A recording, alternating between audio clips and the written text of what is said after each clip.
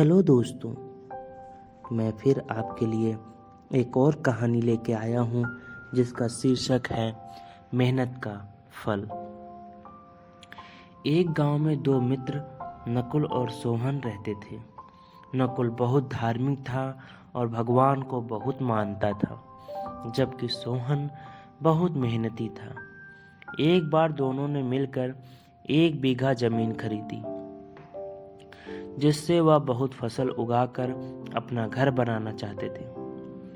सोहन तो खेत में बहुत मेहनत करता था, लेकिन नकुल कुछ काम नहीं करता था, बल्कि मंदिर में जाकर भगवान से अच्छी फसल के लिए प्रार्थना करता था। इसी तरह समय बीतता गया। कुछ समय बाद खेत की फसल पक कर तैयार हो गई, जिसको दोनों ने बाजार ले जाकर बेच दिया और उनको अच्छा पैसा मिला। घर आकर सोहन ने नकुल को कहा, इस धन का ज़्यादा हिस्सा मुझे मिलना चाहिए, क्योंकि मैंने खेत में ज़्यादा मेहनत की है। यह बात सुनकर नकुल बोला, नहीं, धन का तुमसे ज़्यादा हिस्सा मुझे मिलना चाहिए, क्योंकि मैंने भगवान से इसकी प्रार्थना की है, तभी हमको अच्छी फसल हुई है। भगवान के बिना कुछ संभव नहीं है। जब वह दोनों इस बात को आपस में न सुलझा सके, तो वह धन के बंटवारे के लिए दोनों गांव के मुखिया के पास पहुंचे।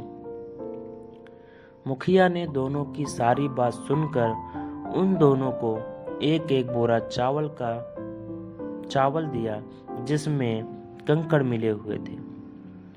मुखिया ने कहा, कल सुबह तक तुम दोनों को इसमें से चावल और कंकड़ अलग करके लाने हैं, तब मैं निर्णय करूंगा इस धन का ज्यादा हिस्सा किसको मिलना चाहिए। दोनों चावल की बोरी ले जाकर अपने घर चले गए।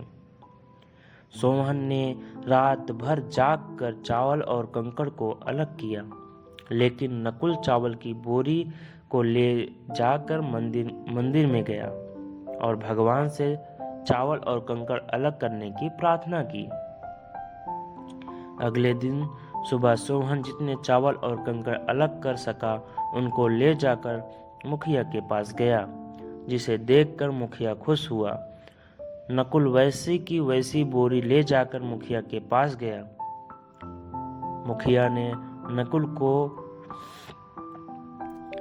कहा, दिखाओ तुमने कितने चावल साफ किए हैं। नकुल ने कहा, मुझे भगवान पर पूरा भरोसा है कि सारे चावल साफ हो गए होंगे। जब बोरी को खोला गया तो चावल और कंकड़ वैसे के वैसे ही थे। जमींदार ने नकुल को कहा कि भगवान तभी भी सहायता करते हैं जब तुम मेहनत करते हो। जमींदार ने धन का ज्यादा हिस्सा सोहन को दिया।